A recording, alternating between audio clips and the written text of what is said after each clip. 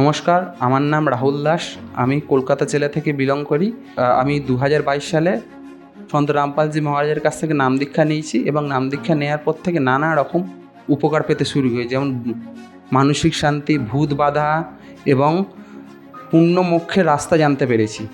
এবং যে পুণ্য মোক্ষের রাস্তা জানতে না পারার জন্য মানুষ নরকের পথে চালিত হয়, সেই রাস্তা থেকে আমি উদ্ধার পেয়েছি এবং আমার শরীরে নানা রকম রোগ ছিল, যেটা থেকে আমি মুক্তি পেয়েছি।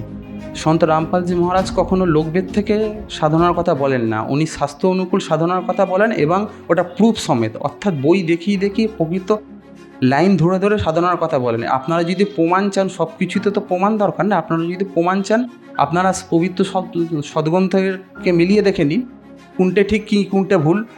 এবং এতে যদি আপনাদের মনে হয় যে সন্ত রামপালজি মহারাজের কাছ থেকে আপনারা নাম দীক্ষা নিয়ে নিজের কল্যাণ করাবেন, তাহলে আপনারা অবশ্যই আসুন।